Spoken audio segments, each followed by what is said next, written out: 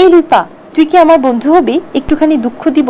Already তো সে বন্ধুর ভাষায় কথা বলেই ফেলছে, তুই কি আমার বন্ধু হবি? Oh baby, you are so hot. প্রথম স্টেজ শো যখন শুরু করেছি তখন আসলে বুঝতাম না যে গান গাইলে যে পারিশ্রমিক দিবে। তুমি আমার মনের মানুষ, মনেরই ভিতর, তুমি আমার জান বন্ধু, অন্তরের অন্তর। একজনের চোখ মুখ দেখলাম খুব ঝলমলে হয়ে উঠেছে, গান শুনে সে তার খুব ভালো লাগা কাজ করেছে। আগে কে অফার করলো ভালোবাসা? যে আমরা কেউ কাউকে ভালোবাসি, আই লাভ ইউ, এই কথাটা না, এই সেন্টেন্সটা বলা হয় যদি নাই বলা হয় তাহলে বিয়ে অবধি ঘটনা ঘটলো কিভাবে? এক বালিশে দুইটি মাথা, ছোট কইরা কেন কও না গো কথা, ঘুমাইলা ঘুমাইলা রে বন্ধু, পান খাইলা না।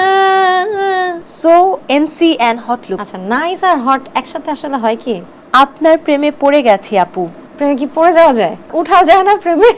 সাবধান জেলিফিশ থেকে। বাবা মা দুজনেই গানের সাথে যুক্ত, কিন্তু আপনি কেন চান না সে প্রফেশনালি সিঙ্গার হোক? আসলে আমরা যখন কেউ একটা জায়গা দেখে ফেলি, সন্তানের জন্য সেই জায়গার ভালো খারাপ সবগুলোই চিন্তা করি। হাসিও না, দাঁতে রোদ লাগবে। আপনি কি নাটকে অভিনয় করেন? তোমায় দেখে মনের ভেতর জাগলো ইমোশন, আমি প্রেমে পড়ে গেছি ও গো গো জেন্টলম্যান। অন্যকে কংগ্রেচুলেট করার পেছনেও দেখা যায় কি একটুখানি মনের মধ্যে এটা মানুষ, যেহেতু আমি মানুষ, সো স্বাভাবিকভাবে এটা আমার মধ্যে আসবেই যে এই কাজটা তো আমিও করতে পারতাম। এই জীবন ছিল নদীর মতো গতিহারা দিশাহারা, ওগো তোমার আকাশ দুটি চোখে আমি হয়ে গেছি তারা। হ্যালো এভরিওয়ান, আপনাদের সবাইকে ওয়েলকাম করছি দীপ্ত টেলিভিশনের নিয়মিত আয়োজন সোশ্যাল সালাপসে। আপনাদের সাথে আছি আমি তমা রশিদ। অতিথি হিসেবে আজ কে এসেছে সেটা এখনই বলবো না, গানে গানে জানবো, কেননা আজকের ওয়েদারটা ভীষণ রঙিন। চলুন একটি গান শুনি। তোমার নরম নরম কথায় প্রাণের ব্যথা চলে যায়, রঙিন চোখের নকশাতে এই মনটা যে হারায়, প্রেম মাখার দূরে অন্তরে অন্তরে মন পাখিটা উড়াল দিতে চায়, ময়না ছলাৎ ছলাৎ, ময়না ছলাৎ ছলাৎ করে মনে রঙ্গিলা হাওয়ায়, ময়না ছলাৎ ছলাৎ করে মনে রঙ্গিলা হাওয়ায়। বাহ, গেস্টকে কি চিনতে পেরেছেন? আপনাদের সবার পছন্দের সঙ্গীত শিল্পী লুইপা। সে কিন্তু রঙিন হাওয়ায় নিয়ে গেল আমাদের ময়নার কাছে। সে ময়নাটাকে আপনার ভালোবাসার মানুষ নাকি তার ভালোবাসার মানুষ? আজ অনেক প্রসঙ্গ নিয়ে আলোচনা হবে তার সাথে। ওয়েলকাম আপু, কেমন আছেন? থ্যাংক ইউ, খুব ভালো আছি, তুমি কেমন আছো? খুব ভালো আছি, কারণ আজ আপনি আমার সাথে আছেন। প্রথমেই আসলে জানবো বর্তমান ব্যস্ততা নিয়ে কেমন যাচ্ছে দিন? খুব ভালো যাচ্ছে, অলওয়েজ মিউজিক্যাল যায় আমার সময়, এটাই চাই আসলে, সব সময় যেন মিউজিক্যালি ব্যস্ত থাকতে পারি, সো ওইভাবেই কাটছে সময়। গল্পের রাজ্যের রাজকন্যা। আপু, আমাদের ফেসবুকে কিছু দুষ্টু মানুষেরা থাকে যাদেরকে আমরা দুষ্টু কোকিল বলি। তারা খুব দুষ্টু দুষ্টু কমেন্ট করে, সেই কমেন্টগুলো আমি পড়বো আর কমেন্টের উত্তরগুলো এখন আপনি দিবেন। ওকে। একদম প্রথম কমেন্ট, আপনি খুব সুন্দর একটা বেবি পিঙ্ক রঙের শাড়ি পরেছিলেন, আজকের মতো একটা রং। সেখানে একজন কমেন্ট করেছে, lovely marvellous prettiest pink beauty. আচ্ছা, বাকি সবগুলো আমি মেনে নিতে পারি, বাট লাভলিটা আমি মেনে নেব না, কারণ আমার আম্মুর নাম লাভলি। আচ্ছা, যাক, একটা জিনিস জানতে পারলাম আমরা, লুইপা আপুর আম্মুর নাম হচ্ছে লাভলি। এই শুনে আপনি লাভলি। ওকে, পরেরটা হচ্ছে একটা ব্লু শাড়ি। বেশিরভাগ সময় কিন্তু আপনাকে শাড়িতেই দেখা যায়, আবার অন্য ধরনের আউটফিটও দেখা যায়। তো এই ব্লু রঙের শাড়ি নিচে comment, so NC and hot look, মানে নাইস বুঝাতে চেয়েছে। ও আচ্ছা, নাইস অ্যান্ড হট। আচ্ছা, নাইস আর হট একসাথে আসলে হয় কি আমি জানি না। ব্লু তো হচ্ছে আকাশের মতো রং, বাট হটটাকে মেনে নিতে পারলাম না। তারপরেও থ্যাঙ্কস যিনি হ্যাঁ, লিখেছেন। ব্লু এর সাথে নাইস যায়, বাট হটের সাথে আই গেস রেড হলে ভালো। রেডটা হলে একদম জ্বলে যেত। ওকে, পরেরটা হচ্ছে একটা ব্ল্যাক কামিজ, যেখানে হচ্ছে একটু প্যারট গ্রিন ওড়না অ্যান্ড একটু অরেঞ্জ কাজ করা। সেখানে একজন করেছে কমেন্ট, তিনি লিখেছেন, ফুলের অরণ্য, তার মাঝে ফুল তুমি, যেহেতু চারপাশে অনেক ফুল ছিল এবং আপনার ড্রেসে একটু ফুল আঁকা ছিল। ওই যে ড্রেসটার কথা তুমি বলছো, ওই ড্রেসটা পরে আমি একটা শোতে গিয়েছিলাম, যেটা আমার খুব পছন্দের একটা জায়গাটা, রিসর্টে। ওখানে একটা কোম্পানির একটা মানে কর্পোরেট একটা শো ছিল। সো ওই জায়গাটা না পুরো একদম ফুলে ফুলে ভরা। যার কারণে ওখানে গেলেই দেখা যায় যে গানের চেয়ে ফটো সেশন আমার সময় বেশি চলে যায়, যার কারণে এই ছবিগুলো আপলোড করা হয়। তারপরেই এত সুন্দর একটা কমেন্ট করেছেন কেউ একজন, মানে ওখানে অনেক বেশি ফুল আছে দেখে সে জামাটাও ভাবে সিলেক্ট করেছে একদম। যেটা ভালো লাগবে। পরেরটা হচ্ছে, এটাও একটা কামিজ, এটা আজকের রঙেরই একটা কামিজ এবং কামিজে হচ্ছে হোয়াইট ফ্লোরাল প্রিন্ট। এত সুন্দর হাসি, ভালো না? ভালো না? না, আমার না চেহারাটাই এরকম। মানে অনেকে বলে কি, আমি আর দুঃখের সময় আমি মানে লাস্ট কবে কেঁদেছি আমার মনে নাই। সো আমি সবসময় আমার মুখটা এরকম থাকে। অনেকে জিজ্ঞেস করে যে একটা স্যাড পার্ট, স্যাড গান বা স্যাড হচ্ছে মোমেন্ট, তুমি কেন হাসছো? আসলে আমার চেহারাটাই নাই এরকমই, এই দিক একটু টানা। বাট আমার মনে হয় সে বলেছে ভালো না ওই হিসেবে, মানে সে হয়তো আপনার হাসি দেখে থাকে না যে ফিদা হয়ে গেছে, ওরে এজন্য বাবা। যে এত সুন্দর হাসি দেখিও না, আমি মরে যাচ্ছি। পরেরটা হচ্ছে একটা, এই যে কি আমরা পার্পল বলবো, হ্যাঁ পার্পল রঙের একটা শাড়ি, আপনার প্রেমে পড়ে গেছি আপু। ওরে বাবা। আচ্ছা, এটা কি পোশাক রিলেটেড হচ্ছে কিনা আমি জানি না না। না, পোশাক রিলেটেড না, যে ছবিটা আমি আপনাকে বোঝানোর চেষ্টা করছি যে Okay. ওই ছবিটা। কি বলেছে কমেন্টটা? আপনার প্রেমে পড়ে গেছি আপু। প্রেমে পড়ে গেল? প্রেমে কি পড়ে যাওয়া যায়? পা পিছলে পড়ে গেছে। উঠা যায় না প্রেমে? উঠে দাঁড়ানো যায় না?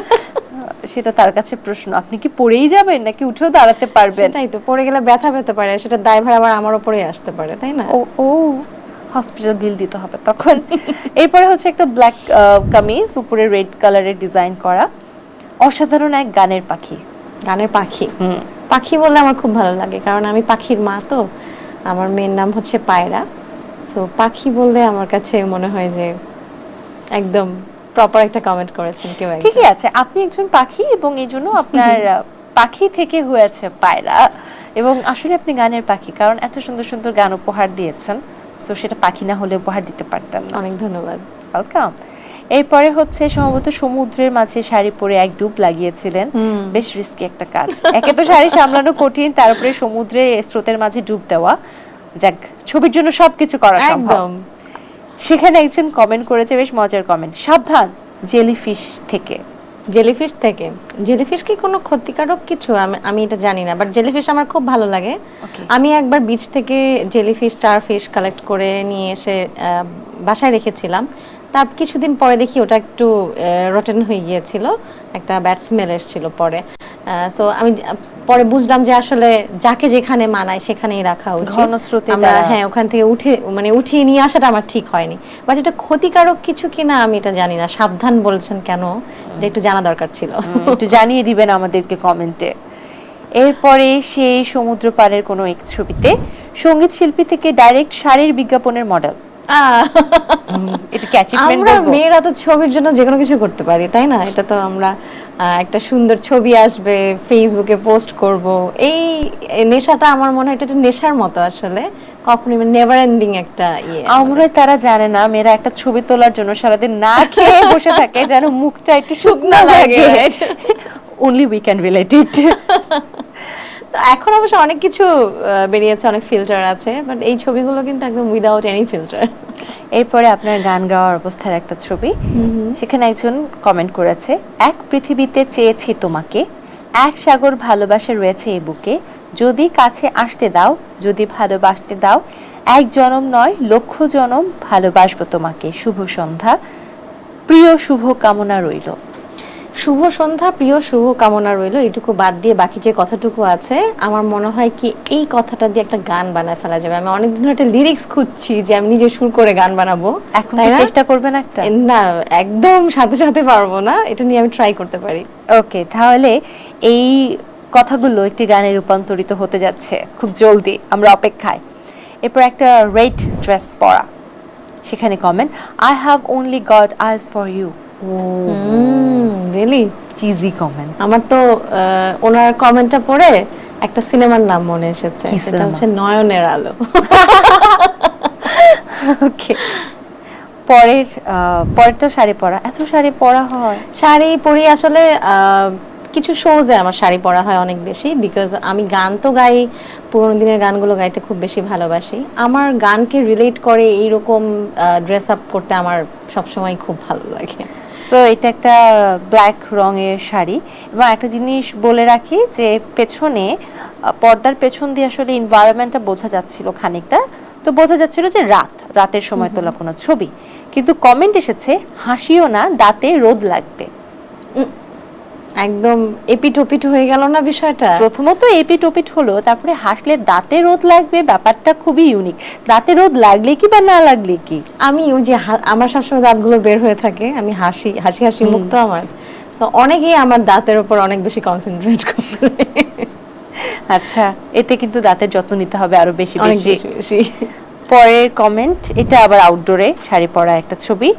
So nice your modelling pic, I think that I am watching a night angel, ধন্যবাদ আপনাকে। মানে ধন্যবাদ আপনাকে।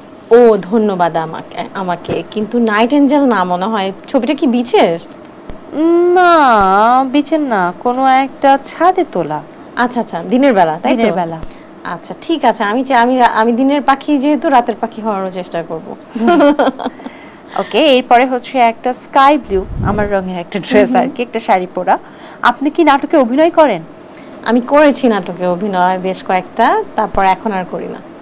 কেন ছাড়লেন? কারণ ওই যে আমার বাবা বলেছেন যে কোনো একটাই করতে হবে, একটা করাই ভালো, যে কোনো একটাতে কনসেন্ট্রেট করলে মানুষ সব একসাথে করতে পারে না। আমিও তাই মনে করি, আসলে সব একসাথে করা যায় না। এরপরের ছবি রেড শাড়ি, ব্ল্যাক ব্লাউজ, চোখে সানগ্লাস, সেখানে comment, oh baby you are so hot. রেডের সাথে হট, এবার ঠিক আছে, এবার মেনে নেওয়া যায়, তাই না? আচ্ছা ঠিক আছে, আপনি মেনে নিলে আর কি করেন। এরপরে এটা কি একটা প্যাস্টেল শেডের একটা, এটাকে কি বলবো, লেহেঙ্গা। সেখানে কমেন্ট, এই লুইপা তুই কি আমার বন্ধু হবি, একটুখানি দুঃখ দিব। অলরেডি তো সে বন্ধুর ভাষায় কথা বলেই ফেলছে, তুই কি আমার বন্ধু হবি, আবার একটুখানি দুঃখ দিব। আবার দুঃখ দিবে? বন্ধুরা কি দুঃখ দেয়? কে জানো, তবে দুঃখ কেন, এত কিছু থাকতে পৃথিবীতে সে আপনাকে কেন কষ্ট দুঃখই দিচ্ছে? কারণ এটাই সহজলভ্য এখনকার দুনিয়ায়। কোটি টাকার কথা। এরপরের পিকচারটা আমার পার্সোনালি অনেক পছন্দ হয়েছে, একটা রয়্যাল ব্লু রঙের শাড়ি, খুবই হেভি একটা ব্লাউজ, অনেক সুন্দর একটা মানে ড্রেস, খুবই সুন্দর ছবি এসেছে। সেখানে comment, love you so much my crush, so many kisses you. Thank you so much. মানে love to be someone's crush, মনে হয় এখনো বোধহয় বয়সটা অনেক বেশি বাড়েনি। এগুলো বলা যাবে না। ওকে, পরের পিকচার হচ্ছে একটা গ্রিন রঙের রেডি শাড়ি, সামনে থেকে দেখা আমার একটা স্বপ্ন। স্বপ্ন। আচ্ছা, আমার কাছে মনে হয় কি, মানে এই সেগমেন্টটা খুব মজার, কারণ আমি ফেসবুকে ঢুকে সবার কমেন্ট রিপ্লাই করা হয় না, সো এখানে আমি সবার কমেন্ট পড়লাম, আবার মুখে মুখে রিপ্লাই করে দিলাম। তো এত সুন্দর করে আপনারা যে লিখেছেন, এটা আমারই স্বপ্ন আসলে, যে আপনারা সবসময় আমার সাথে আছেন, এটা আমারই স্বপ্ন, যেটাকে আমি সত্যি হতে দেখছি। দারুণ। এরপরে হচ্ছে পার্পল ব্লু রঙের একটা আই গেস গাউন টাইপের কিছু, সেখানে একটা কমেন্ট, জাস্টিন ট্রুডোর ক্ষমতায়, বিল গেটসের টাকায়, ফুটবলার হাকিমির জনপ্রিয়তায়, আর হুমায়ুন ফরিদির ভালোবাসায়, তাহসানের কণ্ঠে কিংবা ঋত্বিক রোশনের স্মার্টনেসে কোনো কিছুই নারীকে আটকাতে পারেনি। নারী আসলে কিসে আটকায়? ওরে বাবা, কঠিন প্রশ্ন, কারণ সব নারী একটা জিনিসে আটকায় না, এক এক নারী এক এক জিনিসে আটকায়, তাই না? আপনি কিসে আটকান? আমি তো এই যে আপনাদেরতেই আটকাই আর কি, আপনাদের কমেন্টে আটকাই, আপনাদের কোনো একটা পজিটিভ রিয়াকশনে আমি আটকাই, এটাই আপনাদের ভালোবাসাই আমি আটকাই। লুইপা কিসে আটকায় এটা আমরা জেনে গেছি, বাকিদেরটা আমরা জানি না, বাকিদেরটা খোঁজ করতে হবে। ওকে, পরেই হচ্ছে আরেকটা purple black sari, so sexy and hot. ওরে বাবা, এই কমেন্টগুলো আমার কাছে মনে হয় কি লেখার জন্য হয়তো লেখা, কারণ এই ব্যাপারগুলো আসলে আমার সাথে যায় না কোনোভাবে। বলেছে। এরপরে হচ্ছে একটা গ্রে রঙের শাড়ি, সেখানে একজন লিখেছে একটা ছোট্ট কমেন্ট, বাট এই কমেন্ট শেষ করতে পেরেছে কি পারেনি আমি জানি না। সে লিখেছে একটু বেশি। একটু বেশি, কিন্তু কি বেশি? বেশিটা কি? মানে ওটাই তো, বেশিটা কি? চুলের সাইজ, না হাসির ঘনত্ব, না মেকআপ, না বয়স, না মানে ফিটনেস, কোনটা বেশি? তার কাছে কোনটা বেশি লেগেছে? ফাইন্ড আউট করতে হবে এটা। আমার মনে হয় তার কাছে গানটা একটু বেশি ভালো লেগেছে। ওকে, দুষ্টু কোকিলদের দুষ্টু দুষ্টু কমেন্ট তো আমরা দেখে ফেললাম, উত্তরও তারা পেয়ে গেছে। এবার একটু চিটচ্যাট হয়ে যাক। ওকে, ওকে, প্রথম চিটচ্যাটের প্রশ্ন, আপনার সম্পর্কের মার্কেটে রটার সবচেয়ে বড় মিথ্যা বা গুঞ্জন কি আছে, বা থাকলে কোনটা? মিথ্যা গুঞ্জন। আমি অনেক ভালো, আমার কোনো গুঞ্জন নাই। কোনো গুঞ্জন নেই, এটা হতেই পারে না। না। ওকে, মেনে নিলাম, বেশি ভালো এটাও এক প্রকার গুঞ্জন, বেশি ভালো। ওকে, পরে চিটচ্যাট, গান করতে গিয়ে সবচেয়ে বাজে অভিজ্ঞতা কি হয়েছিল? গান করতে গিয়ে বাজে অভিজ্ঞতা অনেক সময় হয় না, মানে একদম এক্স্যাক্টলি বলতে হবে যে কোন কোন স্টেজটা আমার ভালো লাগেনি বা কোন প্রোগ্রামটা করে যে কোনো একটা বাজে অভিজ্ঞতা। আমার ওরকম বাজে কিছু হয়নি, বাট একটা প্রোগ্রামে গিয়ে দেখা গেছে যে অনেক সময় বসে থাকতে হয়েছে, অনেক সময় অপেক্ষা করে তারপরে স্টেজে উঠতে হয়েছে। সো ততক্ষণে আমার কাছে মনে হয়েছিল যে অডিয়েন্স হয়তো সবাই চলে যাবে। ফাইনালি স্টেজে উঠে অনেক ভালো লেগেছিল যে কেউ যায়নি, সবাই গান শোনার জন্য বসেছিল। বাহ। বিভিন্ন গ্রামীণ অঞ্চলের দিকে গান গাওয়ার এক্সপেরিয়েন্স কেমন? আমার খুব ভালো লাগে, স্পেশালি আমার ওই দিকটাতেই গান গাইতে বেশি ভালো লাগে, যেহেতু আমি পুরোনো দিনের গানগুলো বেশি করি এবং ওই দিকের মানুষগুলো ওই গানগুলোই বেশি পছন্দ করে। এই জন্য যেহেতু পুরোনো দিনের গানই আপনার পছন্দ, মানুষও পছন্দ করে, তাহলে একটা পুরোনো দিনের গান শুনবো। নিশ্চয়ই, আমার খুব পছন্দের একটা গান গেয়ে শোনাই ছোট করে।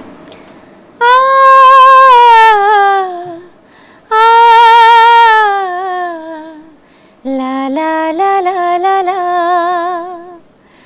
তুমি আমার মনের মানুষ, মনেরই ভিতর, তুমি আমার মনের মানুষ, মনেরই ভিতর,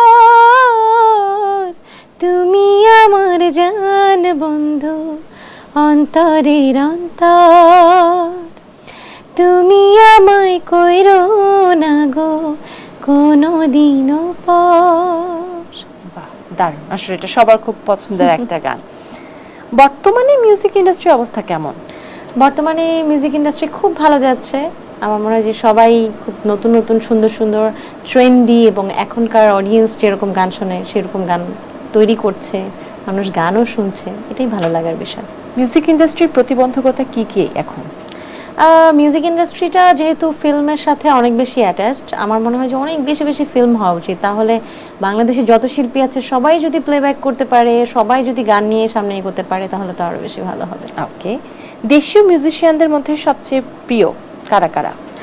দেশীয় মিউজিশিয়ানসদের মধ্যে আমার ওই সময় যারা ওই সময়ের যেরকম প্রত্যেকটা শিল্পী আমার পছন্দের শিল্পী, যাদের গান শুনে বড় হয়েছি, ম্যাডাম রুনা লায়লা, সাবিনা ইয়াসমিন ম্যাম, শ্রদ্ধেয় নীলুফার ইয়াসমিন, আরও অনেকেই আছেন। মানে ভাইস ভার্সা আমি বলবো যে এখনকার সময়ে যারা গান করছেন তারাও আমার খুব প্রিয়, যেরকম কুনাল আপু, কনা আপু, প্রীতম, ইমরান, ওদের গান আমার অনেক ভালো লাগে। রুনা লায়লা এবং সাবিনা ইয়াসমিন দুজনকেই মানুষ অনেক পছন্দ করে, দুজনের গানই সমানভাবে জনপ্রিয়তা পায়।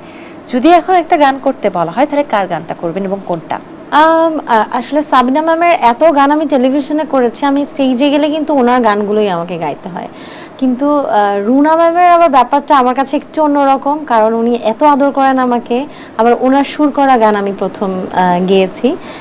সো আমার কাছে মনে হয় যে আমি রুনা ম্যামের একটা গান গেয়ে শোনাবো। তাহলে শুনি গানটা। রুনা ম্যামের সুর করা যে গানটা আমার মৌলিক গান, আমি ওই গানটাই গেয়ে শোনাচ্ছি। এই দেখা শেষ দেখা হোক না তাই ক্ষতি নাই, ভালোবেসে কাছে এসে মরে যাই, এই তো চাই। এই দেখা শেষ দেখা হোক না তাই ক্ষতি নাই। দারুণ, চমৎকার। পুরস্কার কিংবা দর্শকদের ভালোবাসা, এই দুটোই একজন সঙ্গীত শিল্পীর জীবনে অনেক বড় প্রাপ্তি। এই দুটো ব্যতীত সঙ্গীত ক্যারিয়ারে প্রাপ্তির খাতে আর কি কি যুক্ত হয়েছে? পুরস্কার ব্যতীত দর্শকের ভালোবাসা, এটা তো তুমিই বলে দিলে। আর এর বাইরে আসলে আমার কাছে মনে হয় যে অনেক মানুষের দোয়া পেয়েছি, যে হয় না, দেখা যায় যে কিছু জায়গায় বা কিছু মানুষের কাছে গানটা না গাইলে হয়তো বা অত কাছাকাছি যেতে পারতাম না, এতটা ব্লেসড হতাম না আসলে। সেই জায়গাটা আমার মনে হয় যে একদম, পেয়ে গেছি। একদম ঠিক। বা এর বাইরে আমি গান গেয়ে আমি বলবো যে আমরা যে বিভিন্ন জায়গায় কনসার্ট করতে যাই, যার কারণে দেখা যায় কি রদ দেখা কলা বেচা হয়ে যায়, মানে আমরা ওই জায়গাটা ঘুরে বেরিয়ে তারপরে আসি। সো বাংলাদেশের অনেক জায়গা যেটা হয়তো বা এমনি এমনি যাওয়া হতো না, দেখা হয়েছে। দেশের বাইরে অনেক জায়গা ঘুরে বেড়ানো হয়েছে, এটা একটা অনেক বড় ব্লেসিং। সহজ স্বীকারোক্তি। আচ্ছা, আপনার নিজের মিউজিক স্টাইলকে যদি ডিফাইন করতে বলা হয় কিভাবে ডিফাইন করবেন?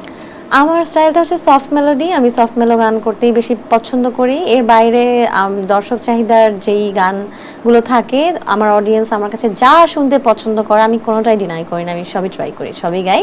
ফোকও গাই, তখন ফার্স্ট একটু রিদমিক গান সেগুলোও গাই, সবই গাই তখন। মিউজিক ইন্ডাস্ট্রি টক্সিক ব্যাপার আছে, এটা অনেকে বলে, আসলে কি মিউজিক ইন্ডাস্ট্রি টক্সিক? শুধু মিউজিক ইন্ডাস্ট্রি না, আমার মনে হয় যে সবটা সেক্টরেই ভালো খারাপ মিলিয়েই থাকে। সো সব অন্যান্য সেক্টরে যেরকম থাকে আমাদের মিউজিক ইন্ডাস্ট্রিতেও সেরকম টুকটাক এই থাকবেই। toxic ব্যাপারটা কি? ভালোর পাশাপাশি খারাপটাও থাকবে ডেফিনেটলি। টক্সিক বিষয়টা আসলে দেখা যায় যে এটা শুধু মিউজিকে না, অন্য সেক্টরে যখন কেউ ভালো করে বা একটা মানুষ, আমার বন্ধু যখন বেশি ভালো করে তখন আমি হয়তো অ্যাপ্রিসিয়েট করি, বাট ভেতরে ভেতরে কিন্তু আমার কাছে মনে হয় আমিও যদি আরেকটু ভালো করতে পারতাম, সে আরেকটু ভালো করতে পারতাম, ব্যাপারটা অনেক সময় দেখা যায় একটু জেলাসিতে পরিণত হয়ে যায়। তো ওই বিষয়টাই তখন টক্সিক হয়ে যায়। আচ্ছা, জীবন আর ক্যারিয়ার থেকে আর কি কি চান আপনি? ক্যারিয়ার থেকে আসলে আমি ওভাবে চেয়ে চেয়ে সামনে এগোইনি। আমার মনে হয়েছে যে যখন না চাইতেই আমি পেয়েছি, মেঘ না চাইতেই বৃষ্টি হয়েছে আমার।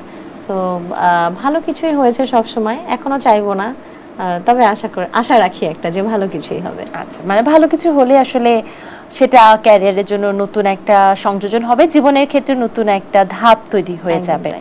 যদি আপনি সঙ্গীত শিল্পী না হতেন তাহলে অন্য কোন প্রফেশনটা বেছে নিতেন? কিচ্ছু পারতাম না, এখন মনে হয় কিছুই পারতাম না। মানে গান গাওয়ার পরে যখন এত মানুষের ভালোবাসা পেয়েছি, এখন ওই যে কিছু স্পয়েল কিড থাকে না, যে একটা সময় গিয়ে মনে হয় যে আমি তো কিছু পারি না। তো আমার এখন তাই মনে হয় মানুষ বেশি ভালোবেসে বেশি মাথায় তুলে ফেলেছে। এমনটাও না, ঠিক সেই ভালোবাসাটুকুই পেয়েছেন আপনি, যে ভালোবাসাটুকুর আপনি যোগ্য, এটা আপনি আদায় করে নিয়েছেন। অভিনয়ের একটা কথা বলছিলেন যে কিছু অভিনয় করা হয়েছিল, কিভাবে অফারগুলো এসেছিল বা কোন কোন কাজগুলো হয়েছিল? আর ছোটবেলাতে আসলে আমি সবই করতাম, গান করতাম, নাচ করতাম, মঞ্চ নাটক করেছি, ছবি এঁকেছি। সো ওই টাইমটায় আসলে সব কিছুতে এমনভাবে বিচরণ করেছি, দেখা গেছে আমি কোনো কম্পিটিশন হয়েছে বা কিছু হয়েছে, কোথাও কখনো সেকেন্ড হয় নাই, ফার্স্ট হয়েছি। তো ওই ব্যাপারটা আসলে ভেতরে রয়েই গেছিল। যখনই কোনো চান্স পেয়েছি, মানে লোভ হয়েছে, কাজ করে ফেলেছি, উপস্থাপনা করেছি, অ্যাক্টিং করেছি। ফাইনালি এখন আমার কাছে মনে হয় যে আমি শুধুমাত্র আমার গান রিলেটেড কোনো কিছু হলেই করব, যার কারণে এখনও অ্যাক্টিং করি। সেটা হচ্ছে আমার মিউজিক ভিডিওতে, আমার গানে, আমার ইউটিউব চ্যানেল থেকে কিছু আসলে নিজের জন্য। একদম তাই। কোনো ভুল আছে লাইফে যেটা আপনি শুধরে নিতে চান সুযোগ পেলে? না, একদমই না। আমি আমার ভুল, আমার ঠিক বেঠিক সবকিছু নিয়েই তো আমি, তা আমার মনে হয় আমার ভুলগুলো আমার কাছে সুন্দর। সামনে দর্শকেরা কি কি গান পেতে যাচ্ছে আপনার কাছ থেকে? খুব রিসেন্টলি একদম ফাটাফাট একদম পরপর কয়েকটা গান চলে আসবে, কারণ আমি অনেক দিন ধরে আমার অফিসিয়াল ইউটিউব চ্যানেল থেকে কোনো গান দেইনি, একটা কথাই ভেবে, সেটা হচ্ছে অনেক জায়গা থেকে আমার গান রিলিজ হয়েছে, ওগুলোর সাথে যাতে ক্ল্যাশ না করে সেটাই ভেবে আমি আসলে কাজে এগোইনি সামনে।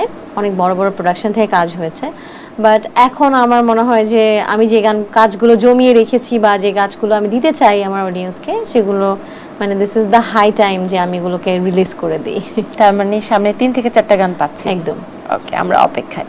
ধরুন সঙ্গীত শিল্পী হিসেবে আপনার জীবন কাটাচ্ছেন, হঠাৎ করে আপনাকে বয়কট করে দিল, তাহলে আপনার অডিয়েন্সদের কিভাবে গান শোনাবেন? মানে বয়কটটা কোথা থেকে, টেলিভিশন থেকে নাকি টেলিভিশন, স্টেজ, যে কোনো জায়গা থেকে? এখন তো খুব সহজ হয়ে গিয়েছে, এখন বাসায় বসে আমরা গান গেয়ে ফেসবুকে দিলেই মানুষ শুনতে পারে। ফেসবুক থেকে বয়কটের অপশন? হ্যাঁ, ওখান থেকে তো বয়কটের অপশন নেই। তাছাড়া তার বাইরে আসলে আমি কি করব? আমি তখন আমি তখন আদিম যুগের মানুষ হয়ে যাব। আমি তখন ওই যে টেলিফোন বানাতো না মানুষ, তখন একজন কানে ধরতো আর দূর থেকে একটা তার নিয়ে আরেকজন কানে ধরতো, তো আমি ওইভাবে গান গেয়ে যাব, যারা যারা আমাকে ভালোবাসে তারা মনে মনে শুনে ফেলবে। আর আমি এটা শুনেছি, গান নাকি এক জায়গায় বসে গাইলে ওটা বাতাসে ভেসে অনেক জায়গায় চলে যায়। আমরা হঠাৎ করে মনে মনে চিন্তা করি না, আমার এই গানটা আজকে মনের ভেতর বাজছে, কোথাও কেউ গেয়েছে, সেখান থেকে বাতাসে ভেসে গানটা কানে এসেছে। এটা জানতাম না। তবে একটা জিনিস, আপনাকে মানুষ বয়কট করবেই বা কেন? তেমন তো কোনো ঘটনা ঘটেনি। হতেই পারে, যে কোনো কিছু ঘটে যেতে পারে। সবকিছুর জন্য প্রস্তুত থাকা উচিত। সঙ্গীত শিল্পী হিসেবে কোন অ্যাচিভমেন্টটা খুব শীঘ্রই আপনি আনলক করতে চাচ্ছেন? সঙ্গীত শিল্পী হিসেবে আমি চাই যে আমার গান আরো অনেক বেশি অ্যাভেলেবল হোক, ফিল্মে আরো নতুন নতুন ফিল্মে গান হোক, এগুলোই আসলে নতুন অ্যাচিভমেন্ট। নতুনত্ব আসুক, সবাই শুনতে পাক, এটাই। সবাই শোনার উপরে আমার মনে হয় কোনো পুরস্কার হয় না। অ্যাওয়ার্ড কি একজন সঙ্গীত শিল্পীর মান বিচার করতে পারে? আমার কাছে মনে হয় না। অ্যাওয়ার্ড তো আসলে চাইলেই পাওয়া যায়। আর অ্যাওয়ার্ডের চেয়ে বড় অ্যাওয়ার্ড হচ্ছে মানুষের, মানে মানুষের ভালোবাসা, মানুষের গ্রহণযোগ্যতা, এটাই সবচেয়ে বড় অ্যাওয়ার্ড। এটাও একটা কথা, গ্রহণযোগ্যতার উপরে বড় অ্যাওয়ার্ড নেই। আপনি হয়তো টাকা দিয়ে অনেক অনেক অ্যাওয়ার্ড কিনে নিলেন, কিন্তু কেউ আপনাকে চিনে না, ভালোবাসে না, গ্রহণ করতে চায় না, তাহলে সে অ্যাওয়ার্ড একটা পুতুল ছাড়া আর কিছুই না। আসলে কেবলমাত্র টাকার একটা পুতুল আপনি সাজিয়ে রাখছেন আপনার আলমিরাতে। যাই হোক, চিটচ্যাট শেষ, এবার একটা গান শুনবো। আমি জেন্টলম্যান গিয়ে শোনাই তাহলে। ওকে। তোমায় দেখে মনের ভিতর জাগলো ইমোশন, আমি প্রেমে পড়ে গেছি ওগো গো জেন্টলম্যান। মনেতে প্রেমের বাতি জ্বলছে দিবারাতি, পরাণ জুড়ে উঠেছে তুফান, আমি প্রেমে পড়ে গেছি ওগো গো জেন্টলম্যান। তোমায় দেখে মনের ভেতর জাগলো ইমোশন, আমি প্রেমে পড়ে গেছি ওগো গো জেন্টলম্যান। এবার একটু পেছনের গল্পে চলে যায়, সেই 2010 সালের কথা। এক বড় স্বপ্ন নিয়ে বড় একটা মঞ্চ শেয়ার করা হলো, সেরা কণ্ঠ।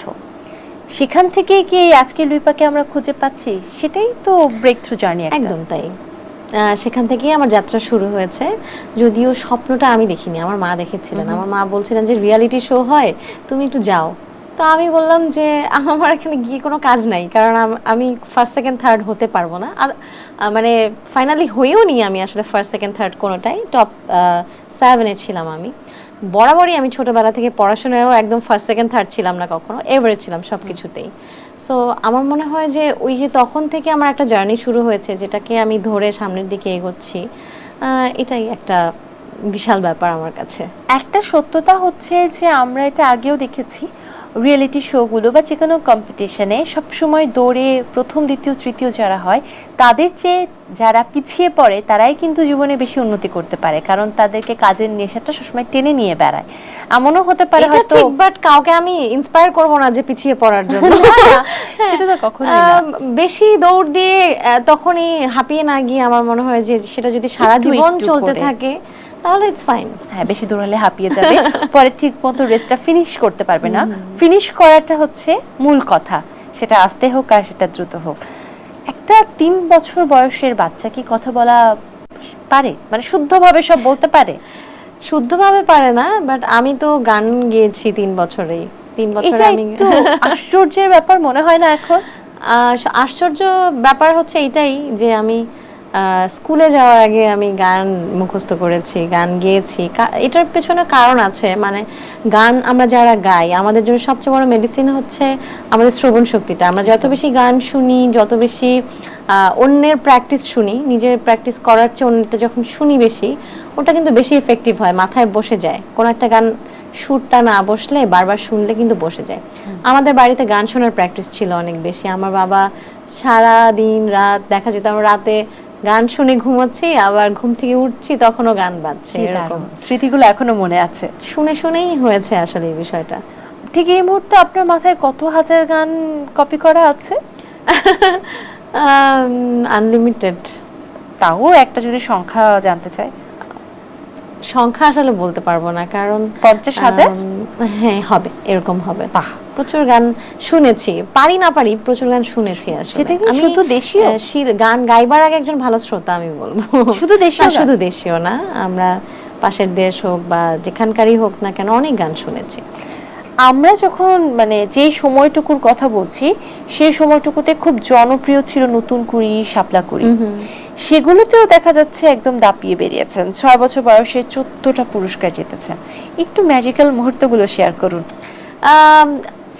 এই পুরস্কারগুলো ছিল আসলে জাতীয় পর্যায়ের পুরস্কার। প্রথমে আমাদেরকে থানা পর্যায়ে, তারপর জেলা পর্যায়ে, তারপর বিভাগীয় পর্যায়ে, প্রত্যেকটাতে ফার্স্ট হয়ে হয়ে হয়ে হয়ে সিলেক্টেড হয়ে তারপর আমাদেরকে জাতীয় পর্যায়ে ঢাকায় আসতে হতো। সো এই কম্পিটিশনগুলো ছিল শিশু একাডেমির মাধ্যমে বা স্কুলের মাধ্যমে, শিক্ষা সপ্তাহ। সো ওখানে ফার্স্ট হলে তখন গোল্ড মেডেল দিত, সেকেন্ড যে হতো সিলভার মেডেল পেত। সো ওই যে একটা আমাকে ফার্স্ট হতেই হবে একটা ব্যাপার তখন কাজ করতো। তখন আসলে এই যে আমি বলেছি আমি জীবনে কখনো ফার্স্ট হইনি, সবসময় এভারেজ ছিলাম, আমি ওই কম্পিটিশনগুলোতে সবসময় ফার্স্ট হয়েছি, আমি কখনো সেকেন্ড হইনি। হ্যাঁ, তখন একটা মানে দৃঢ়তা একটা কাজ করতো নিজের মধ্যে। ওই ওই ছোটবেলার ওই ব্যাপারগুলো না জীবনে আর কখনো ফিরে আসবে না আমার কাছে মনে হয়। তাহলে সঙ্গীত শিল্পী লুইপার বর্তমানে পুরস্কার সংখ্যা কত? সংখ্যাটা আসলে আমি বলতে পারবো না, কারণ ছোটবেলায় যখন ফার্স্ট হয়েছি তখন এত মানে পুরস্কার হিসাব করিনি, যে যখনই যেটা কমপ্লিট করেছি আমার কাছে মনে হচ্ছে এটাতে ফার্স্ট হতেই হবে, হাজার তো ক্রস করবে, এরকমই হবে, এরকম কাছাকাছি হবে। ছোটবেলার কিছু জিনিস আমাদের মাথায় স্মৃতি গেঁথে যায়। যেই গান শুনে সর্বোচ্চ হাততালি পেয়েছিলেন বা যেই গান আপনাকে থাকে না নতুনভাবে অনুপ্রেরণা জুগিয়েছিল, সে গান নিশ্চয়ই মনে আছে? অবশ্যই মনে আছে। আমি আমার জীবনের প্রথম পুরস্কার জিতেছিলাম লালন গীতিতে।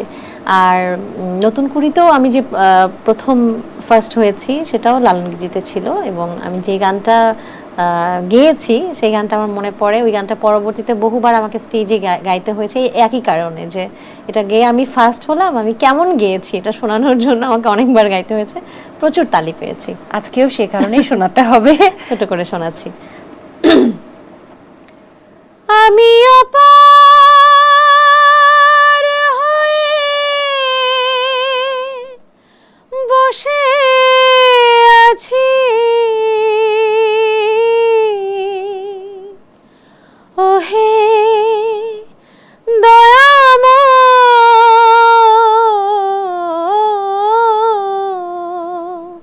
দয়াময়, পারে লয়ে যাও আমায়, পারে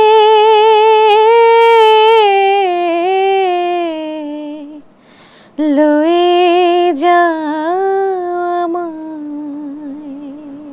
কি চমৎকার! সেই ছোটবেলায় কি এই গানের অর্থ বুঝতেন? না, খুব একটা বুঝতাম না, তবে বুঝতাম যেটা সৃষ্টিকর্তাকে মিন করে, মানে ওনাকেই কিছু একটা বলা হচ্ছে, এইটুকু বুঝতে পারতাম। এবং আমাকে গানটা যখন শিখিয়েছেন আমার গুরুজি, তখন এইটুকু বুঝিয়েছেন যে এই গানটা যিনি লিখেছেন, যিনি সৃষ্টি করেছেন এই গানটা, তিনি নিজেই জানেন না তিনি কোন ধর্মের। তো তিনি সৃষ্টিকর্তার কাছে তিনি আবেদন করেছেন, এটাই হচ্ছে এই গানটার মূল কথা। তো ওইটুকুন বয়সে আমার এইটুকুই মাথায় কাজ করেছে যে যিনি লিখেছেন তিনি নিজেই জানেন না তিনি কোন ধর্মের। এটা আমাকে খুব করেছে, ভিতরে হিট করেছে বিষয়টা। এবার একটু বড়বেলায় আসি। বড়বেলায় প্রথম কমার্শিয়াল গান, সেটা খুব যে বড়বেলা তা না, ছোট বড়বেলা মিলিয়ে একটা সময়। একদম তাই। প্রথম কমার্শিয়াল গানের জন্য পারিশ্রমিক কত পেয়েছিলেন? প্রথম স্টেজ শো যখন শুরু করেছি তখন আসলে বুঝতাম না যে গান গাইলে যে পারিশ্রমিক দিবে, এটা বুঝতাম না। তখন তো আব্বু আম্মুর সাথে যেতাম। তো যেদিন ফার্স্ট রেমুনারেশন পেলাম ওই দিন আমি 10,000 টাকা পেয়েছিলাম আফটার আমার রিয়েলিটি শো। সো আমি একটা প্রোগ্রামে গেলাম, ওখানে গিয়ে গান গাওয়ার পরে আমাকে একটা খাম ধরিয়ে দেওয়া হলো। তো বাসায় এসে দেখলাম যেটার মধ্যে টাকা, এবং টাকার পরিমাণ ছিল 10,000 টাকা। আনন্দ লেগেছিল?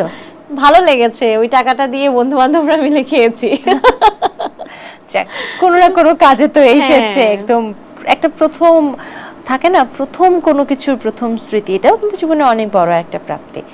বড়বেলায় যেহেতু চলে এসেছি, একটু ব্যক্তিগত জীবনে প্রবেশ করি। আপনি যার সাথে জীবন কাটাচ্ছেন, আপনার হাজব্যান্ড, সেও কিন্তু একজন মিউজিশিয়ান, তুখোর মিউজিশিয়ান। তার সাথে প্রেমটা কিভাবে হলো? মিউজিকের মাধ্যমে। আমার এটাই একটা মানে বিরাট বড় ব্লেসিংস যে মিউজিকের মাধ্যমে আমার মানে আমার পার্সোনাল লাইফটাও কিন্তু মিউজিক্যাল লাইফ হয়ে গিয়েছে। তো এই যে আমরা মিউজিক করতে করতে আমার রিয়েলিটি শোর পরেই সেও, আমি যেই মানে আমার রিয়েলিটি শোটা যেই চ্যানেলের ছিল সেখানে সে জব করতো অ্যাজ আ মিউজিশিয়ান। সবকিছু মিলিয়ে আসলে বারবার দেখা হতো, আমাদের মিউজিক্যাল টেস্টটা, মিউজিক্যাল বন্ডিংটাও মিলতো। এইভাবেই আসলে শুরু হয় আমাদের। এই যে গানের মানুষ দেখে জীবন গানের সাথে জড়িয়ে গেল, গানে গানে কথা হলো, প্রথম কি কোনো গান শুনিয়ে ইমপ্রেস করা হয়েছিল? হ্যাঁ, একদম তাই। আমার মনে আছে যে আমরা রিয়েলিটি শোর পরে একটা শোতে গেলাম। সো ওখানে গিয়ে তখন ওরা যারা মিউজিশিয়ানসরা ছিল তখন তারা, আমরা যে রিয়েলিটি শো এর পার্টিসিপেন্টরা ছিলাম, তাদের দিকে একটু মানে ভাবটা ছিল এরকম যে খুব মাস্টার মাস্টার ভাব, এই তোমরা আসছো কি গান করবা, আসো আমাদেরকে চিনো, সালাম করছো, মানে একটা বিশাল একটা র‍্যাক দেওয়ার মতো ব্যাপার সব সময়। সো একদিন একটা লাইভে গেলাম, আমাকে ফার্স্টে জিজ্ঞেস করলো কি গান গাবা, তাড়াতাড়ি বলো, আমাদেরকে স্কেল বলো, অমুক বলো, তমুক বলো। হ্যাঁ, তো আমি বললাম এই কটা গান করব। তো আলমগীর আমার হাজব্যান্ড, আর তখন রূপতনুদা কাজ করতেন কিবোর্ডিস্ট হিসেবে, তারপরে পল্লবদা ছিলেন তবলা বাজাতেন। পল্লবদা খুব কটাক্ষ করে বলতেন এই কি গাবি, তাড়াতাড়ি গা।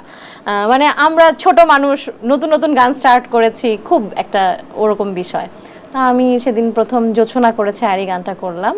গানটা শুনে তখন পল্লবদাও এসে আমাকে বলেন খুব ভালো গেয়েছিস। আর একজনের চোখ মুখ দেখলাম খুব ঝলমলে হয়ে উঠেছে, গান শুনে সে তার খুব ভালো লাগা কাজ করেছে।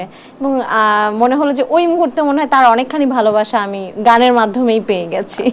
আগে কে অফার করলো ভালোবাসার? এটা হচ্ছে খুব মজার একটা বিষয় যে আমরা কেউ কাউকে ভালোবাসি, আই লাভ ইউ, এই কথাটা না, এই সেন্টেন্সটা বলা হয়নি এখনো না? কিভাবে করে, এখনো না, কিভাবে করে যেন বোঝা হয়ে গেছে, মানে একটা বোঝাপড়া হয়েই গেছে যে হ্যাঁ সে আমাকে ছাড়া থাকতে পারবে না, আমি তাকে ছাড়া থাকতে পারবো না। যদি নাই বলা হয় তাহলে বিয়ে অবধি ঘটনা ঘটলো কিভাবে? কেমন যেন একটা প্রসেস ছিল এটা আসলে, মানে এটা রিটেন প্রসেস ছিল। আমার মনে হয় যে সৃষ্টিকর্তা লিখে রেখেছিলেন, ওভাবেই সামনে এগিয়ে গেছে। তাহলে ভাইয়ার জন্য সেই গানটা আজকে আরেকবার একটু ছোট করে শুনে নিই। আমি সুযোগ পেলে এই গানটা, আমাকে যদি কেউ বলে একটা গান গাইতে, আমি এই গানটাই আসলে গাই। তো আজকে আবারও স্মৃতি। গাইছি এই গানটা। হ্যাঁ, এই গানটা আমাকে অনেক ভালোবাসা এনে দিয়েছে। ছোট করে গিয়ে শোনাই। আ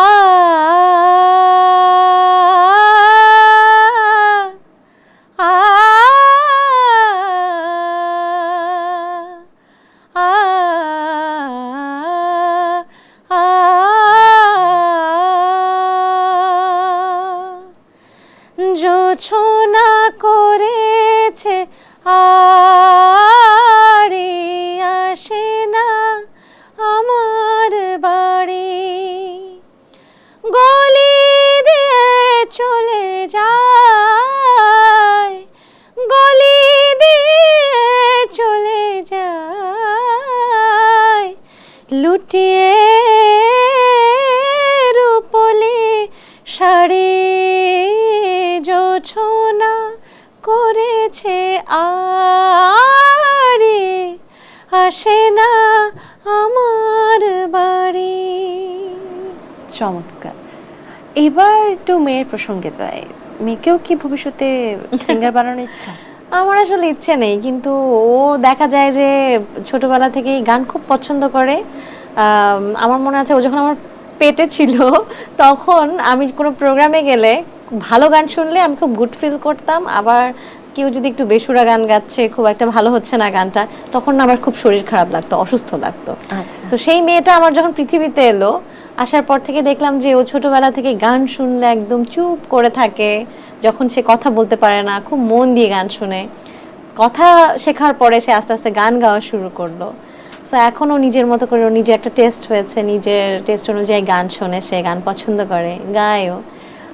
আমি আসলে চাই না প্রফেশনালি গান করুক, বাট তারপর যদি ওর ইচ্ছের ওপর তো আসলে কোনো কথা নেই, যদি কখনো মনে হয় যে ও করবে গান, ওভাবেই করতে চায়, তাহলে হয়তো বা করবে। বাবা মা দুজনেই গানের সাথে যুক্ত, কিন্তু আপনি কেন চান না সে প্রফেশনালি সিঙ্গার হোক? যখন কেউ আসলে আমরা যখন কেউ একটা জায়গা দেখে ফেলি, তখন ডেফিনেটলি সন্তানের জন্য সেই জায়গার ভালো খারাপ সবগুলোই চিন্তা করে মনে হয় না যে সামনে এগোই। সো এই জায়গাটা আসলে অনেক গভীরভাবে আমি দেখে ফেলেছি।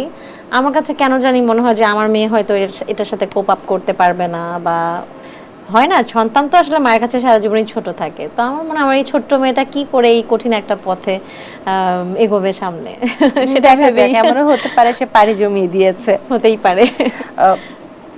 আপনার এখন পর্যন্ত টোটাল করা গানের সংখ্যা কত মনে করতে পারবেন? মনে করতে পারবো না, তবে আমার মৌলিক গানের অ্যালবাম একটা, সোলোজ অনেক বেশি এসছে, অনেক গান এসেছে আমার নিজের অফিসিয়াল ইউটিউব চ্যানেলেই তো অনেক গান আছে এখন পর্যন্ত। 50টার মতো হয়তো গান আমার ইউটিউব চ্যানেলে আছে, আর বিভিন্ন কোম্পানি থেকে গান এসছে। পাশাপাশি আমি মৌলিক গানের পাশাপাশি দেখা যায় আমি একটু কভার সং করতে পছন্দ করি, সো বছরে আমি একটা মৌলিক গান করলে একটা কভার সংও করি। 500-র অধিক তো হবে না, এতটা হয়তো হবে না, 500-র কাছাকাছি গান হবে। 500-র কাছাকাছি, খুব শীঘ্রই 500 ক্রস করে ফেলবে সেই দোয়া করি। যখন আপনি আপনার হাজবেন্ডের সাথে কোলাবোরেশন করেন তখন সেটা কেমন হয়? আমার মিউজিক্যাল ক্যারিয়ারটা কিন্তু আসলে স্টার্ট হয়েছে আমার বিয়ের পরে, কারণ আমার প্রফেশনালি গান করার ওরকম কোনো ইচ্ছে ছিল না। দেখা গেছে যে আমি হয়তো শখ করেই গান করেছি বা আমার বাবা মা পছন্দ করে বলেই গান করেছি।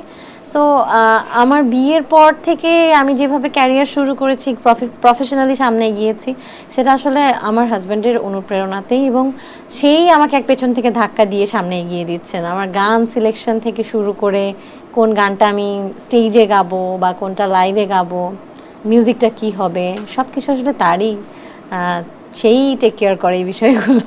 একটা চমৎকার জিনিস মাথায় এসেছে, আপনি কি বলতে পারবেন আজ সারা দিনের মধ্যে ঠিক কোন গানটা উনি আপনার কাছে মানে শুনতে চেয়েছে বা শোনাচ্ছে?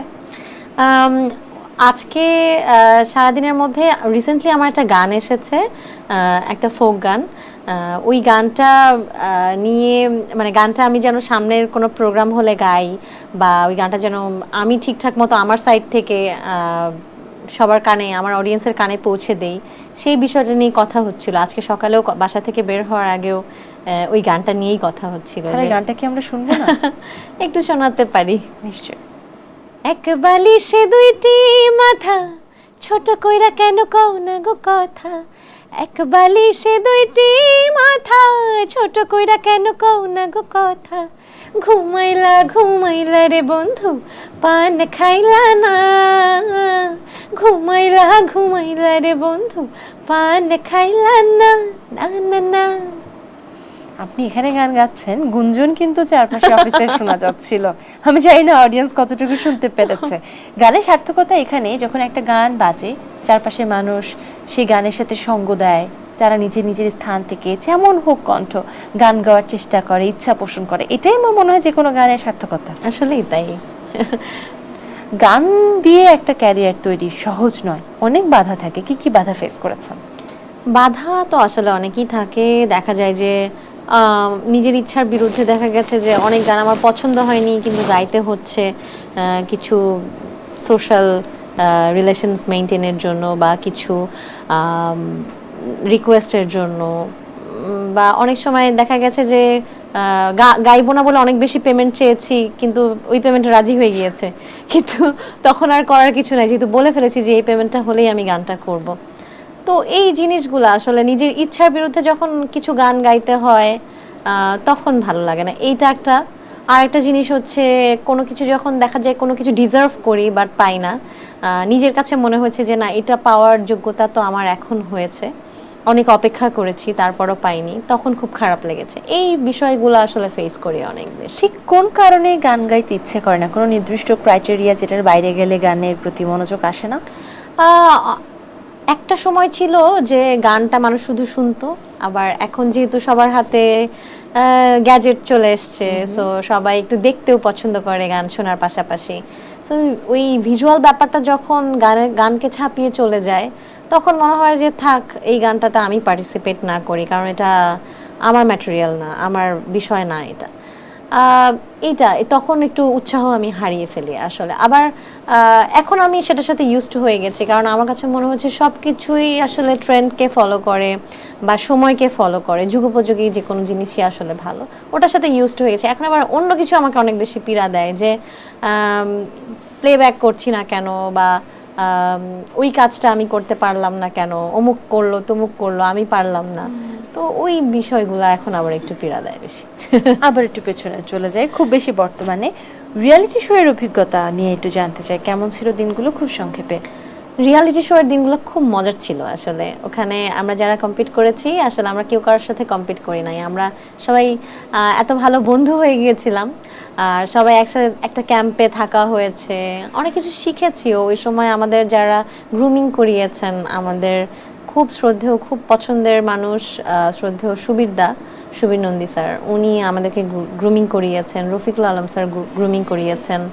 এর পাশাপাশি আরও অনেক মানুষ, যারা গুণী মানুষ, যাদেরকে সামনে থেকে দেখার সৌভাগ্য হয়েছে, তাদের গান সামনে বসে গাইবার সৌভাগ্য হয়েছে। শ্রদ্ধেয় আমজাদ হোসেন, কিংবদন্তি মানুষ তারা। সো এই বিষয়গুলো আসলে আমার মনে হয় যে এটা একটা অনেক বড় অর্জন, আমার সঙ্গীত জীবনকে অনেক বেশি সমৃদ্ধ করেছে।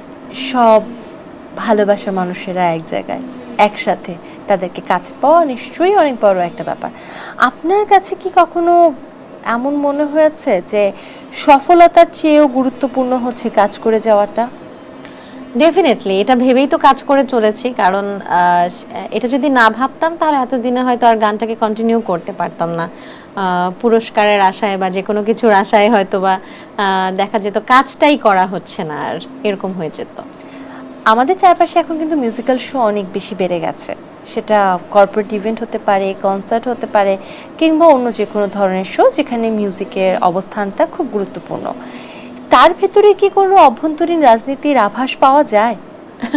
এটা তো আসলে সবখানেই থাকে। দেখা যায় যে কি বলবো, যে আপনি ধরেন একটা আপনার প্রবলেম হয়েছে, আপনি ডক্টরের কাছে গেছেন, সো আপনার প্রবলেমটা সলভ করবে কোন ডক্টর, সেটা কিন্তু নির্ধারিত হয়ে আসে উপর থেকে। ঠিক সেরকমই আপনি একটা ইয়েতে যাবেন, যখন একটা শোতে যখন যাবেন, মানে শো এর জন্য যখন আপনাকে সিলেক্ট করা হবে, তখন যারা ইভেন্ট করছে তাদের ওপর কিছুটা ডিপেন্ড করে, যারা আপনাকে পছন্দ করে, আপনার গান পছন্দ করবে তাদের উপর কিছুটা ডিপেন্ড করে, যারা প্রোগ্রামে নিবেন। এখানে আসলে অনেকগুলো ব্যাপার থাকে। সো সবগুলোতে একটা একটা করে টিক দিয়ে পাস করে আসাটা খুব ডিফিকাল্ট। তখন মানে সাডেনলি যখন কোনো শো এর জন্য পাস করি, তখন নিজের কাছে ভালো লাগে যে না, তার মানে অনেকগুলো রাউন্ড পার করে আসলাম, বোধহয় একটা রিয়েলিটি শোর মতো। তার মানে কি পলিটিক্সের শিকার হন? সেটা তো আসলে হতেই হবে, সেটা সবাই হয়, সবাই কেউ না কেউ কোনো না কোনোভাবে পলিটিক্সের শিকার হবেই। আপনিও তার মানে করেন? মানে পলিটিক্স করি? পলিটিক্স আসলে পলিটিক্স করার মতো আমার মনে হয় যে যোগ্যতা আমার এখনো হয়নি, আর ওটা আমার কাজও না। আমার কাজ হচ্ছে গান গাওয়া। আমি পলিটিক্স ছাপিয়ে কতটা সামনে এগোতে পারি সেটা হচ্ছে আমার দেখার বিষয়। দারুণ একটা, সবাই যদি এই কথাটাই ভাবতো তাহলে আর পলিটিক্স থাকতো না। ইন্ডাস্ট্রি কাকে আপনার কম্পিটিটর মনে হয়? কম্পিটিটর কাউকে মনে করি না। কাউকে না কাউকে তো অবশ্যই দেখা যাচ্ছে একটু রেষারেষি থাকে, 19-20। কম্পিটিটর আসলে মনে করি না, বাট হচ্ছে অনেক সময় যখন দেখি যে একটা কাজ, ভালো কোনো কাজ দেখছি যে অন্য কেউ করছে, তখন না একটু কেমন, ওই যে বললাম না যে সবাই তো বন্ধু, বাট অন্যকে কংগ্রেচুলেট করার পেছনেও দেখা যায় কি একটুখানি মনের মধ্যে এটা মানুষ, যেহেতু আমি মানুষ, সো স্বাভাবিকভাবে এটা আমার মধ্যে আসবেই যে এই কাজটা তো আমিও করতে পারতাম। এরকম একটা একটা খারাপ লাগা কাজ করে। এখন যারা কাজ করছে, নতুন যারা সঙ্গীত শিল্পীরা আছে, তাদের মধ্যে কি কোনো কিছুর অভাব লক্ষ্য করেন? সবাই খুব সময়ের সাথে তাল মিলিয়ে কাজ করছে। সো আমার মনে হয় যে আমি একটু ব্যাকডেটেড, আমার আরেকটু নিজেকে আপগ্রেডেড করতে হবে, আমার লেভেল আপ করতে হবে আরেকটু, ওরকম মনে হয়। এখন তো সঙ্গীত শিল্পীদের ভেতরে কোনো না, সবাই খুব ভালো করছে। এই জন্যই আমরা আগেকার দিনের গান শুনতে যেরকম পছন্দ করতাম, এখনকার শিল্পীদের গান শুনতেও আমাদের ওরকম ভালো লাগে, ওরকম অ্যাট্রাকটিভ লাগে। সেটা অনলি বিকজ যে তারা অনেক বেশি আপডেটেড এবং কমতি নেই তাদের মধ্যে কোনো।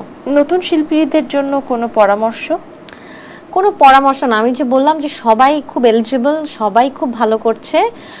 সমস্যাটা হচ্ছে আমাদের আর্টিস্টদের না, আমি বলবো যে আমাদের স্কোপ অনেক কম, আমাদের ফিল্ম অনেক কম, আমাদের শোজ, তুমি বললে যে শোজ অনেক বেশি, আসলে শোজ অনেক কম। সব কিছু কালচারালি আমার মনে হয় যে যারা পেট্রোনাইজ করছেন তাদের আরেকটু সামনে এগিয়ে আসা উচিত, আরও বেশি বেশি কাজ হওয়া উচিত, যাতে এই যে আমাদের এলিজিবল আর্টিস্টরা এত, সবাই যেন সমানভাবে কাজ করতে পারে। কখনো কি মনে হচ্ছে যে নতুন শিল্পী যারা আছে ওরা তো অনেক ট্যালেন্টেড, আপনি মাত্রই বললেন যে আপনি সেক্ষেত্রে একটু ব্যাকডেটেড, একটা কম্পিটিশন ফিল করেন? কম্পিটিশন ফিল করি না, তবে আমার মনে হয় যে সবার রিপ্লেসমেন্ট আছে এবং সময়ের কারণে সবাই কিন্তু অতীত হয়ে যায়। আমারও ওই সময়টা আসবে যখন আমি অতীত হয়ে যাব। সেটাকে যদি আমি কাটিয়ে উঠতে চাই, সেই চেষ্টাটা আসলে আমার নিজের মধ্যেই থাকতে হবে। আমাকেই আরও বেশি প্র্যাকটিস করতে হবে, আমাকেই আরও বেশি এগিয়ে যেতে হবে, আমাকেই নিজেকে লেভেল আপ করতে হবে। একদম ঠিক। পরম সিনেমার ধীরে ধীরে গানটায় কেমন সাড়া পেয়েছিলেন? গানটা খুব আমি টাইপ আর কি, মানে আমি যেরকম সফট মেলোডি গাইতে পছন্দ করি, আমার ফার্স্ট প্লেব্যাক এরকম একটা গান হবে এটা আসলে আমি কখনো ভাবিনি, মানে এক্সপেরিমেন্টাল কিছু না। তো আমি খুব আমার কমফোর্ট জোন থেকে গানটা গেয়েছি। গানটা সৃষ্টি করেছেন ইমন চৌধুরী এবং রবিউল ইসলাম জীবন। রবিউল ইসলাম জীবন এটার জন্য জাতীয় পুরস্কারও পেয়েছেন। আর ইমন চৌধুরীর কথা কি বলবো, তিনি একজন অসাধারণ সঙ্গীত। শুনবো কি আপনার কণ্ঠে একটু? হ্যাঁ, একটু শোনাতে পারি। তাহলে ধীরে ধীরে তোর স্বপ্নে আমি কখন যে জড়িয়ে গেলাম, ফিরে ফিরে তোর গল্পে আমি কখন যে জড়িয়ে গেলাম। তোরই কথা ভেবে ভেবে দু চোখে রাত হয় ভোর, লেগে থাকে এই মনের শরীরে ভালো লাগা ঘোর। যত দূরে যাবে পথ আমি ছায়া হব তোর। দারুণ দারুণ। মানে Thank you. কিছু কিছু মানুষের কণ্ঠে গান শুনতে এত ভালো লাগে, গানে আমরা ডুবে যাই, হারিয়ে যাই গানের মধ্যে। যেই মানুষের কাছে এত এত গান আছে, এত এত গান পারে, মাথায় এত এত গান নিয়ে ঘুরে বেড়ায়, তাকে যদি বলি তার প্রিয় গান কোনগুলো, তাহলে কোন গানগুলোর নাম আসবে? আমার প্রিয় গান হচ্ছে আমার প্রিয় গানের সাথে আমার অডিয়েন্সের প্রিয়টা মিলবে কিনা আমি জানি না, তবুও বলি যে আমার প্রিয় শিল্পী শ্রদ্ধেয় নীলুফার ইয়াসমিন। ওনার টোনাল কোয়ালিটিটা আমার এত বেশি ভালো লাগে। ছোটবেলা থেকে আমার মনে হতো কি আমি যদি ওনার মতো গাইতে পারতাম, আমার টোনটা যদি ওনার মতো হতো এরকম। সো ওনার গাওয়া কিছু গান আমার আধুনিক গান আমার খুবই পছন্দের। আর এর পাশাপাশি উনি নজরুলের কিছু গান গেয়েছেন, যে গানগুলো আসলে আমার অনেক বেশি ভালো লাগে, মানে ওনার গাওয়ার স্টাইলটা আমার খুব ভালো লাগে। আচ্ছা, এই তো। অরিজিনাল সিঙ্গারের থেকে বর্তমানে কভার সিঙ্গার কিংবা টিকটক সিঙ্গার অনেক বেড়ে গেছে, এই ব্যাপারটা আপনার কাছে কেমন লাগে?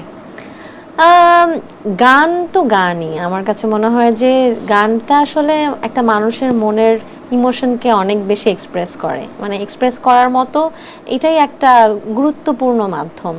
সো গান যারা গাইতে পারে সেখান থেকে পিছিয়ে পড়া উচিত না, গান গাওয়া উচিত, বেশি বেশি গাওয়া উচিত। সে যেই গানই হোক না কেন, নিজের যে গান গাইতে ভাল লাগে সেই গানই গাওয়া উচিত। এভাবেই তো কাভার হোক না কেন, সে কাভার গাইলে তো পুরোনো গানগুলো আরও মানুষের কাছে অনেক দিন বেঁচে থাকবে, আরও বেশি পৌঁছে যাবে মানুষের কাছে। সো নিজের গানও গাইতে হবে, অবশ্যই নতুন গান সৃষ্টি করতে হবে, না হলে সমৃদ্ধ হবে কি করে আমাদের সঙ্গীত অঙ্গন। বাট পাশাপাশি কাভার গাইলে আমার মনে হয় ক্ষতি নেই কোনো, গাইতেই পারে। তার মানে দিন শেষে আপনার কাছে যেটা মুখ্য সেটা হচ্ছে গানটা মানুষ শুনুক, মানুষ শিখুক, মানুষ গানের সাথে থাকুক। গান কিন্তু অনেক বেশি মানুষের হৃদয়ে খুব দ্রুত পৌঁছে যাওয়ার একটা মাধ্যম। রিসেন্ট টাইমে কোন গানটা আপনার সব থেকে বেশি জনপ্রিয়তা পেয়েছে বা বর্তমান ভাষায় যদি বলি ভাইরাল হয়েছে? আচ্ছা, ভাইরাল, আসলে ভাইরাল বনরাল কোনোটাই আমি এখনো হতে পারিনি, বাট আমার কাছে মনে হয় যে রিসেন্ট গানগুলো তো মাত্র রিলিজ হয়েছে। আর একটা গান যেটা আসলে মৌলিক গান না, কাভার গান, আমি সিলন মিউজিক লাউঞ্জে গান গেয়েছি, অনেকগুলো গান গাওয়া হয়েছে সেখান থেকে। নির্মলা মিশ্রের গাওয়া একটা গান, তোমার আকাশ দুটি চোখে, এই গানটা আমাকে এত বেশি ভালোবাসা দিয়েছে, অনেক বেশি ভিউও হয়েছে আসলে, যদি ভিউয়ের দিক থেকে কাউন্ট করি আমরা। আমার মনে হয় যে এখন পর্যন্ত সেটা সিলন মিউজিক লাউঞ্জের হাইয়েস্ট ভিউ সং। আর এই গানটা আমি যেই অনুষ্ঠানেই যাই না কেন, আমাকে ফার্স্টেই বলে দেওয়া হয় যে এই গানটা গাইতেই হবে। আমরা লাস্টে বললাম এখন গাইতে হবে। ওকে, তো এই গানটা দিয়ে কি শেষ করবো আমরা আজকের আড্ডা, তাই তো? করতে পারি। শেষ গানটি এটা গাইছি। তাহলে এই গানটা নিয়ে একটু ছোট করে বলতে চাই যে গানটা যখন নতুন করে মিউজিক রিঅ্যারেঞ্জমেন্ট করা হয়, এটা পার্থদা করেছেন, আমাদের পার্থ বড়ুয়া দাদা। উনি আমাকে গানটা তুলে দিয়েছেন খুব যত্ন করে। সো আমি ওনাকে মিস্টার পারফেকশনিস্ট ডাকি। পারফেকশনিস্টের আন্ডারে থেকেই গানটা গাওয়া হয়েছে। আজকে একটু ছোট করে শোনাচ্ছি। তোমার আকাশ দুটি চোখে আমি হয়ে গেছি তারা, ওগো তোমার আকাশ দুটি চোখে আমি হয়ে গেছি তারা। এই জীবন ছিল নদীর মতো গতিহারা, এই জীবন ছিল নদীর মতো গতিহারা দিশাহারা, ওগো তোমার আকাশ দুটি চোখে আমি হয়ে গেছি তারা।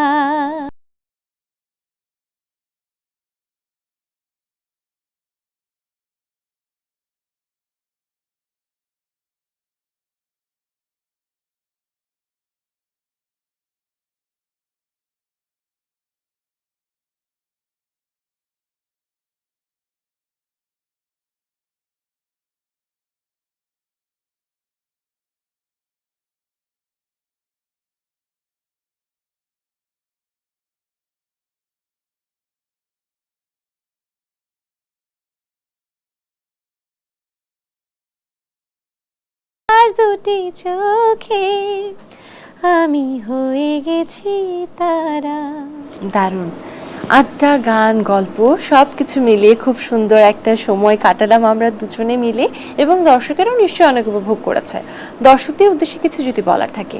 নিশ্চয়ই, যারা অনুষ্ঠান দেখলেন এতক্ষণ ধরে, আসলে আপনাদের জন্যই আমাদের গান গাওয়া, আপনাদের জন্যই আমাদের এই আয়োজন, সব কিছুই। সো আপনারা এতক্ষণ আমাদের সাথে ছিলেন বলে অনেক অনেক কৃতজ্ঞতা, আর অনেক ধন্যবাদ তোমাকেও আমাকে এত সুন্দর একটা আয়োজনে আজকে আমন্ত্রণ করার জন্য। দীপ্ত টেলিভিশনকে অনেক ধন্যবাদ। আপনাকে অসংখ্য ধন্যবাদ এত সুন্দর গানগুলো শোনানোর জন্য। প্রিয় দর্শক, দীপ্ত টেলিভিশনের নিয়মিত আয়োজন সোশ্যাল সেলেবস থেকে আজকের মতো এখানে বিদায় নিচ্ছি। আবারও চলে আসবো আগামী আয়োজনে আপনার পছন্দের অন্য কোনো অতিথিকে সঙ্গে নিয়ে। সেই পর্যন্ত সবাই ভালো থাকুন, সুস্থ থাকুন, দীপ্ত টেলিভিশনের সাথেই থাকুন। আল্লাহ হাফিজ।